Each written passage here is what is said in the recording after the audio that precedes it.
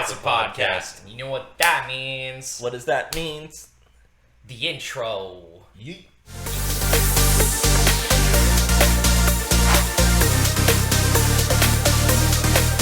Hello, my name's Zach. My name is Nick. Why is that so funny? I don't know. No, either. And welcome back to Girls Opinion Podcast there, bud. Oh, yeah, there, bud. And as per the usual around these parts, aka the single room we're in every freaking weekend, what are you drinking? I am drinking Stratisfaction. What are you sipping on? I'm sipping on some White Claw hard seltzers, natural lime. You don't that look sounds like good. you didn't look like you liked that drink at all. The look on your face was like, this is the most disgusting thing I've ever drank. It's close. It's close. It's close. How was that one? I'll tell you. Hold on. Now it's podcast Now it's again. That's pretty good. It tastes like lime. Oh, dude, lime is the best. Lime is pretty fire. All right. We keep saying we're going to do it, and we finally, here it We is. finally did it. Good old- We're sorry for the delay. Yeah, we both went out of town, and then we had to record the 50 sub special, and then we had to do a lot of other things. So here's Music Club. Music club. So, Nick, I'll start you off. What album did you listen to? Because we have the albums right there, but what album did you listen to? Let me check the notes on my phone. Oh, you have notes on it? No. Okay. No, you didn't. I love how you have to look at your phone to know the album when you could have just looked at the screen. I listened to the Misfits. There you go. Misfits, Famous Monsters. What did you listen to, Sir Zach? I listened to Floral Green by Title Fight. Oh. So, we'll kind of just go back and forth. So, what were some things about the album that you really liked? I guess, as a whole, I just generally really liked it. I thought that, I've never listened to the Misfits before this, and I really like that it's kind of like thrashy, like really thrashy guitars with like, I'd almost put it like, you remember like that scene in, Back to the Future where he like picks up the guitar and it's like that old like 40s style kind of vocals? Yeah. I would say it's like in that era of vocals with thrashy guitars. I really, really liked it. I thought it was really cool. Okay. Like, I love Misfits. I'm going to say this, and you don't know this, because I haven't really listened to them that, aside from like this, really. So there's two vocalists to Misfits. There's Michael Graves and there's Glenn Danzig. Glenn Danzig was the first vocalist, and most people who like Misfits are, they kind of become assholes about it, where they're like, if you don't like Glenn Danzig Misfits, you're not even a Misfits fan. I love Michael Graves Misfits, and that's what I gave to you. I love them both, but I'm sorry, I'm a Michael Graves Misfits fan. I'll at me in the comments. This is like the one video that I would expect someone to at me, be like, oh really? You're that guy, huh? Like, yeah, dude, the green fiend skull on my freaking arm says otherwise. Yeah. Be quiet. I honestly, I can't imagine any other person singing for them, to be honest. Like, I know of Danzig's vocals because Danzig himself is pretty yeah, but like as far as the Misfits go, the guy that was singing on the album that you told me about, I love his vocals. I think they're so unique and really, really cool. Good. I can't think of the Misfits. Like, I know this is all these stuff I've heard by the Misfits, but I can't imagine like a different, vocalist. Yeah. It's really cool. I really liked it. Like, I have a Misfits tattoo. I have a giant fiend skull on my upper arm, and then on my wrist I have the Glenzig. The Glenzig. God, Danzig. I was trying to say Glendale. Jesus. I have the Danzig skull on my wrist, so I do like both. I really do, but I give it to Michael Graves and the Misfits. But off of that topic, before I get thrashed in the comment section, yeah. So what did you think about, I guess, as a whole, Title Fights then? As a whole, I really dug it. It kind of reminds me of Black Flag a little bit, where it's very thrashy, it's very yelly. It's not really like screaming. It's not like metal. It's a very weird spin kind of on like the old school hardcore scene with like Black Flag meets like the new hardcore scene, like Ghost Inside, with it's very ambient in areas, which I really dug. I'm not normally like an ambient fan when I listen to metal or like anything. I'm normally like, okay, like I get it. You can play a tremolo for the next 5 minutes. Good job, Born of Osiris. That's fair. Maybe try a riff or two. And like, I really do appreciate a good guitarist, obviously, but in general, I feel like Title Fight did an amazing job with the ambience on it. I'm a huge fan of how they played it in, because it wasn't a 6.5 minute tremolo through the whole song. It was very airy. It was almost very spacey, is a good way to put it, I guess. Yeah. Does that make sense? It does. Yeah. One thing cool about this album, and I think this is why I subconsciously told you the wrong album to listen to, but Floral Green in particular, there's like a certain point in the album where they just like flip a switch and it goes from like punky hardcore yelling to like this ambient. Yeah. I think that's one of the really cool things about that album. They did a very good job of balancing it. Like I said, it's very reminiscent of like the hardcore scene, like Have Heart, Black Flag, and things like that. Ghost Inside to an extent, even too. They did a really good job of capturing it and doing it well. Yeah. So, do you have any dislikes about the Famous Monsters album? You can be honest. It's okay. You're not going to hurt my feelings. You know, that was one thing when I was listening to it. I was trying to go through and pick out, like, okay, what don't I like about it? But every time, like, a new song came on, and I was like, oh, like, the one thing I would say, like, the thrashy guitar, like, okay, this album came out in 99, right? Yeah. So, the one thing that I don't like is that it's not, like, that, like, 2020, like, audio quality, but I can't knock it for that because... That's fair. It's punk music. They only knew 4 chords. Yeah. Every punk band plays 4 chords in different, orders. That's the only thing I didn't like about it, though. But I can't count that as a knock because of the time it was recorded.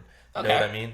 Yeah. But other than that, like, they're like, what really sold it for me were the vocals, because the thrashy guitars seemed kind of muddy to me, and except for like certain songs, like it was just like it was really thrashy, and sometimes it felt like some of the thrashiness kind of blended in certain songs. Like, oh, that's the same. That almost sounded like the same riff from another song. Yeah. But what really like sold it for me were the vocals, because I don't know, his vocals to me were just like god tier. Like, I liked it so much. You should hear his acoustic stuff, man. Michael Graves' acoustic music's off the chain. I'll Anyway, have to check that out. You should. But yeah, for me personally, I can't really, like, the era that it was recorded, I can't knock it for that because that can't be helped. The only thing I would say, like, some of the thrashy riffs in certain songs sound the same. Yeah. But other than that, like, it would be like one of those. It was like, oh, I'm gonna go skip this song, and then like the vocals would come, and I'm like, oh no, wait, I like You're this like, one. hold on. Yeah, I was like, oh, we'll give it a go. But That's fair. Yeah, I mean, there's not really much, like, to be honest. I was looking for things to dislike, and the only thing I could find was something that couldn't be helped. That's fair. So, but yeah, I can't really say too many dislikes on this album. What about you for Floral Green? So, I have really only 2 dislikes on it, and this is a me problem to an extent. And I'm going to say this, and I have a buddy who loves this band, and I think he watches the podcast, and I apologize in advance. There's a few things with Title Fight that has what I call architect syndrome, where, congratulations, it's the same song. I think it was like, I can't remember the exact track numbers, but there's 2 tracks on it that come right after another. I want to say it's like, I think it's Make You Cry and then into the song Sympathy. I was listening to this album and I started with Make You Cry and then it ended and went into Sympathy. I thought it was literally like a 7.5 minute long song. I was like, good God, like, is this gonna end? And then I looked, I was like, oh, I'm on a whole other track. And it's just like, Architects does that a lot for me. Yeah, especially new Architects, I think. I can't even talk about new Architects without getting angry because I get heated about it because God, it irritates me because I love the band, but oh my God, I can't do their new music. And then I know you told me you really like the song Lefty. Yeah, Lefty is probably my favorite track. You can tell the difference between the song before it, which is like, it's called, I don't even know what it's called. But I can't even pronounce that word because this is one of those bands. It's like, here's an 8-paragraph essay of what the song is called. And then there's also, here's one song called Leaf. But the song beforehand, before Lefty, it sounded identical. And then Lefty started and it sounded just like it. But what I liked about Lefty is, at least, it did change through the song. So I was like, okay, I can tell this is a different song. But I'm telling you, man, Make You Cry to Sympathy I was like, this is a 7-minute track. And I was like, and that's cool because it sounds good, but then I realized it was 2 tracks. Two tracks, like, yeah. oh. Probably should have just made it 1 track. It should have been, yeah. And like, I'm not trying to knock it, but like, I can't stand when bands do that. Like, bro, just write a new riff. Yeah. I get it, but like, write a new one. Why are you playing the same tremolo or the like ambient tone for 7 minutes straight and calling it 2 different songs? You're not Green Day. You didn't write Jesus of Suburbia. Stop it. I'll say it. So what were your top 3 on this album, man? Top 3. Top 3 favorite songs. So, Forbidden Zone, absolutely love. Such a strong way to start an album, in my opinion. Yeah, it's good. Saturday Night is probably just, in general, one of the best tracks I've heard in a very long time. Yeah. God, I love Saturday Night. It's such a good one. Like, when it came on, and it's like this thrashy guitar with like some blue, like on a blues riff. Yeah. And then I'm a sucker for 6/8 time signature. Mm-hmm. So I'm sitting there, I'm like counting time signatures. I've been in a band with you. I'm highly aware you're a sucker for 6/8. Saturday Night is just a banger in general. It slaps. Yeah. And then one thing that's actually pretty cool, Helena, I didn't even know, but I've actually heard that song before. Really? Yeah. I don't know where from. It was like, it may be Rock Band or Guitar Hero or something. But I like when it started, I was like, wait, I know this song. I didn't know the words, but I was like, I know this song. It was on one of the garage bands. You might have also heard it on Tony Hawk Pro Skater, because the Oh, Tony Hawk that might games be where, yeah. are like just riddled with punk music. They have so much. They have so much Misfits, Dead Kennedys, Black Flag. Like, oh, I love it. That might be where, because that's where I heard Johnny Cash from back in the day. Yeah, me Ring too. of Fire. Yeah. Yeah, that's exactly where I heard it from. I heard the original Ring of Fire and then the Social Distortion punk cover of Ring of Fire from the same game. It was Tony Hawk's Underground 2. Yeah. Had both of them. Because remember, you go to that level where you actually end up skateboarding in hell, and it's like this big skate park. I was like, oh, this is really cool. They play Johnny Cash's Ring of Fire, and then it ends, and then you hear the same riff, but it's like distorted, and you're like, oh, and then it's really punk. I was like, oh! Love it. Cool. I loved it. And then I gotta say Pumpkinhead. Oh, Pumpkinhead's a good one, man. There is a story. I loved it. Oh, man. What I love about Pumpkinhead, actually, because it is one of my favorite tracks off this album, so it's actually about the horror movie Pumpkinhead. They have a few songs that are about horror movies. They have one like called Scarecrow Man. Yeah, I like that one too a lot. Pumpkinhead's about the movie Pumpkinhead. They have it's not on this album, but they have a song called Halloween. I think it's Danzig who has the song Halloween. It's not about Halloween, even though it should be. It's about just Halloween, like the holiday in general. It is so good. It's almost like a punk love song. Like, it's punk AF. It's very much so like, it's very punk, but it's a good one. You need to listen to that one as well. I'll have to check that one out. One thing that was really cool, before I ask you about your 3, one thing that was really cool about the Misfits is you can really, like, some of their songs, you can be like, this like, you makes you think of like old school Halloween. Yeah. Like the... It makes you really think like the olden days, like when we were in like high school on like Halloween nights, when we would be like, okay, we're supposed to be at school tomorrow, but like screw it, and we'd all go out and be doing dumb crap all night anyway. We'd all be listening to like metal and like punk and stuff. Like, it's definitely, really cool. It's got a good nostalgia feel to it. It does. So what were your favorite 3? My top one's Secret Society. Oh my god, I could listen to that song. On our way to Savannah, where Kimberly and I went, I listened to Secret Society like 5 times on the way down there. And Kimberly was like, "Are you gonna play anything else?" I'm like, "No." What's so funny about it? So Kimberly's not like a big fan of like metal and like thrash and things like that. She's not really super duper into it. I played Secret Society and she loved it, actually. She really liked it the first time she heard it. She was like, "This is good." And I was like, good.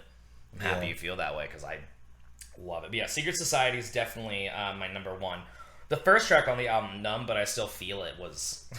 it's a banger. Yeah. It reminds me of what Law Dispute used to sound like. Oh, yeah. When they were good. When they were good, yeah. Like before they became whatever they are now, because I don't know what they are now. I don't know what they are now. Not good? Maybe?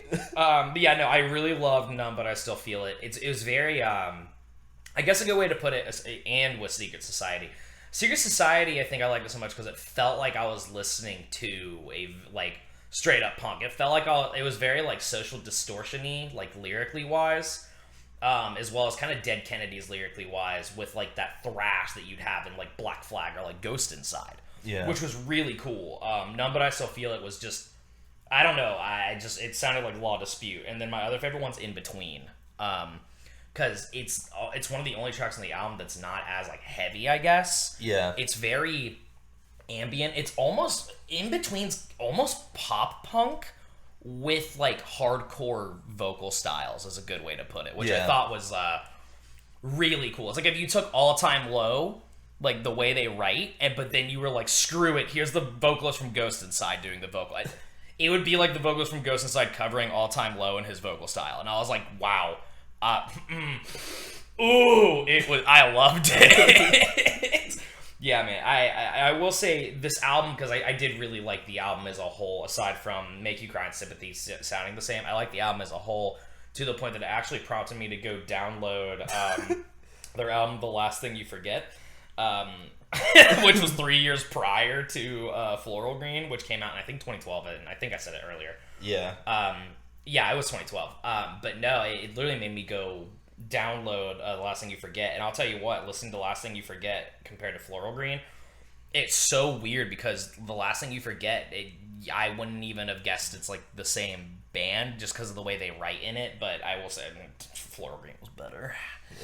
Floral Green was definitely better. One that I thought that you'd really like was Shed. That's their first album. I actually have that album on vinyl. I like it so much. Nice. But I thought Floral Green has like that good contrast where they're just like I said, they like flip a switch and it's like a completely different band. Maybe after the podcast, I'll show you what their last album. They're like surf rock now. What? Yeah, it came out 5 years ago. I really like the album. But yeah, I'll have to show you, and then you'll have to show me some more Misfits. What the fuck is surf rock? I'll 17 minutes in, I could say fuck now. Yeah. What the fuck is surf rock? Check out Title Fight's hyper view if you want to know like what surf, like kind of like that new 100th that I showed you. Yeah. Kind of like that's what I call like almost like surf rock. I actually really like the new 100th a lot. I do too. I was really impressed. So I'll probably dig that. Dig that. So and then I'm now gonna check out more Misfits now that we've done this because I was afraid to like venture out because I knew Danzig was in it, so I didn't want to like accidentally stumble upon Danzig and be like, oh, this is really good, but I feel you. Because now I will check out more Misfits and I will for sure check out what Danzig sounded like. But yeah, like now I'm actually probably gonna just listen to a lot of Misfits. Good. You're welcome. Thank you. I don't have this tattoo for my health. Yeah, I'm really glad that I have it because I love the Misfits. I'm really glad that you told me about them. Or like I knew about the Misfits, I just never listened to them. And then doing this, you were like, "This is your home. This is your homework." Time. Yeah. Throw them in. So overall thoughts is where we're gonna go with next. Like, what was your overall? If you had like to sum up the album as a whole, whether it's three sentences or 8 paragraphs. What would you say on Famous Monsters? Famous Monsters? Honestly, if anyone watching hasn't listened to Misfits, I haven't listened to any of the other Misfits, but I think that this album in particular, I think that you picked the perfect album to like kind of like kick me off. Segue it, yeah. So I think, because it had Scream, which it starred on iTunes, which means it's like a popular song. Yeah. But I think that like the unpopular, or like not the starred songs or whatever, I think those are the ones that really sold it for me. Okay. I like those underdog like songs. I'm a fan of that. Yeah. Yeah, as a whole, like I absolutely love the album, and it's one that like I think I listened to it 3 times yesterday. Really? Yeah. Good. That's how much I liked it. I'm happy you like it because I really do love Misfits. I love this album. I love this album. And I'm very happy that I love that you like the song Saturday Night, because Saturday Night's one of my favorite songs of all time. It's just a beautiful song. That opening, not the opening, the chorus, like I was crying on Saturday night, is so good. In the very end where he's like hitting those notes. Those high notes. Yeah, I was like, oh. You know it's a good song when Chris Motionless gets crying on a Saturday night tattooed underneath his chin. Like on his whole jawline. You seen Chris Motionless' jawline? I have It's not. huge. Chris Motionless has the most beautiful, perfect jawline I've ever seen, and he has crying on Saturday Night tattooed on it, so now it's even more perfect. It's even more perfect. Shout out to Chris Motionless for that bitchin' jawline. Oh, was it you texted me? You're like, "Where are you, boy?" I was like, "I'm getting gas," and I just sent me a picture. I was like, "That's what I'm listening to." Saturday night, I was like, "Good." I love that song. Right before you got here, when you texted me, "Hey, your garage door is locked," I was literally sitting in here playing an online game, but I was also listening to Secret Society by Tidal Fight. I was like, "Yeah, it's good. It's so good." So what did you think? I guess as a whole, then. As a whole, I really, really liked it. My dislikes with the whole like it sounds similar. I hate that I have them. I really hate that I have them because I really wanted to like this album, and I did like it a lot. I loved this album actually, but man, I am such a stickler for like, why is this song so long? Oh, it almost irritates me. To an extent, it's not as bad as Architects. Because, like, if you listen to anything by Architects, you can listen to 4 different songs and just assume it's the same song almost. Yeah. Just done in different versions. Like, and I'm like, no. Try again. Go back to Naysayer. Get it together. But overall, no. I thought the album was fantastic. Lyrically, it's great. Lyrically, it's very weird when you look at the lyrics to it compared to the song. Because, like, specifically something like Secret Society, where it is a very punk style lyric, but it's a very well put together piece of music. And the same thing with like Numb, but I still feel it is a very punk thrashy sound, but lyrically it's like, wow, that's like right in the gut. Yeah. Like, yeah, I feel it too. Overall, man, Floral Green by Tidal Fight. I think if anyone was like, I want to listen to Tidal Fight, I'd tell them, like, start on Floral Green and work your way through it, depending on what kind of genre you like. But, you know, I like to throw people to the wolves on it. I'm like, oh, you like heavy stuff? BAM! Good luck, nerd! Oh, you want to hear pig squeals? Here's some old Born of Osiris. Good luck. Job for a cowboy. Yeah, here's some job for a cowboy. Here's some Oceano. Yeah. Oh. Don't die. But yeah, all in all, man, I loved it. I loved it. Good. I'm glad that you liked it. Yeah, I thought it was awesome. So what's my next album, man? We'll segue into what let's segue into that. All right, so, let's see. I got a coin here. Okay, you're flipping a coin to determine it. Oh, you know what? I don't even need to. You're gonna pick. Okay, fine. That works too. So I got 2 genres for you to pick from. Okay. And then we'll go from there. So, what would you rather your homework be? Post-rock or prog rock core? What the fuck is prog rock? You'll know what. If you pick that one, you'll know. Okay. I've listened to a lot of post-rock, so screw it. Give me some prog rock core. Some prog rock core? Yeah. Okay. So, let me write this. I had a feeling you would pick this. Down. Okay. So, do you want me to throw you to the wolves, or do you want me to ease you into it? Nah, throw me to the wolves. All right, it's going to be... I don't know if you've already heard this album. It's going to be Language by The Contortionist. This album is in my top 5 favorite albums of all time. I think I only listened to that album for a year straight. So, that is an experience. All right, Language by The Contortionist. Yeah. All right, do you want... Misfits was a good segue into punk, so I'm about to just say, like, screw it. Do you want true grit, like, oh my god, this is awful, but really good punk? Or do you want to get weird and listen to some country punk? All right, I'll get weird. You know, I like weird music. You want country punk? All right, take a note. Right. Get ready. I'm going to make you listen to Gigi Allen. I'm sorry. I love Gigi Allen. Specifically, you're going to go listen to the album Carnival of Excess by Gigi Allen. It came out in 96, and get ready. It's a banger. It's not a long album. It's really not that long. I think it's only like 5-6 songs. Something like that. What's it called? Carnival of Excess. Okay. Carnival of Excess. How many songs is it? 12. 12. Okay, so normal. Sorry, I was thinking of a different Gigi album. Yeah, go listen to Carnival of Excess.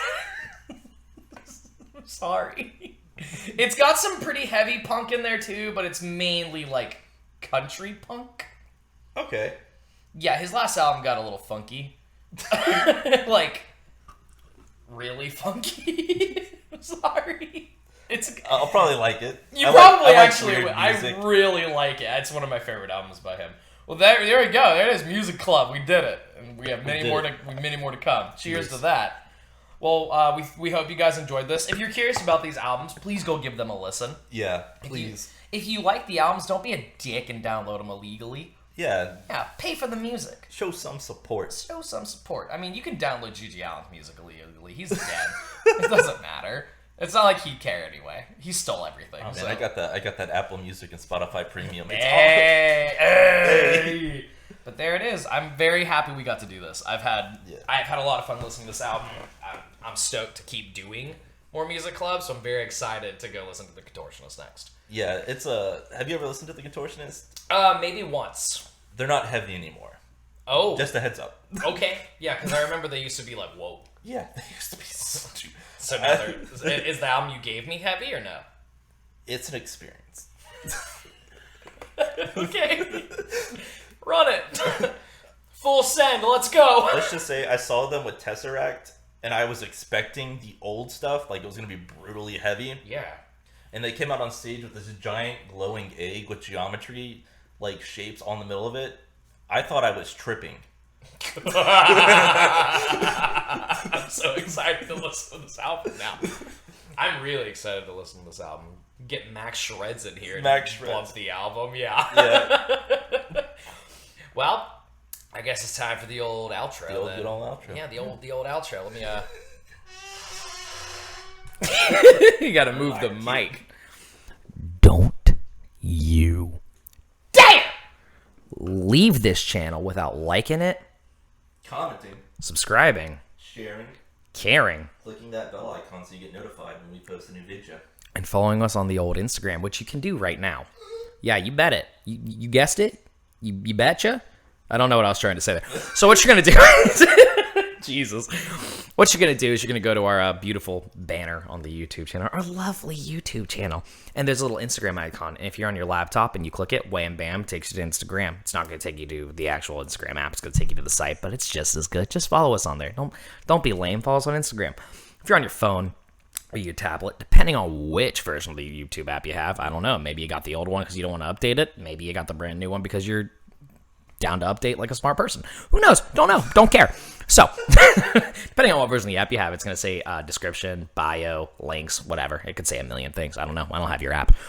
And you're going to click on one of those, whatever it is, and it's going to say follow us on Instagram, or it's just going to be a link to Instagram. And you're going to click it. It's going to open your Instagram, but it's going to take you to our page. All you got to do is click follow. It takes 3 seconds out of your day. Why wouldn't you do it? And be sure to go listen to these albums, guys. Yeah. These are bangers. Maybe not Gigi Allen, but I apologize in advance. But these are bangers. I mean, I'm excited. I'm excited for you to listen to it. Well, again, guys, thank you so much. This is Music Club. Many more to come. Many more. And we will see you guys next time.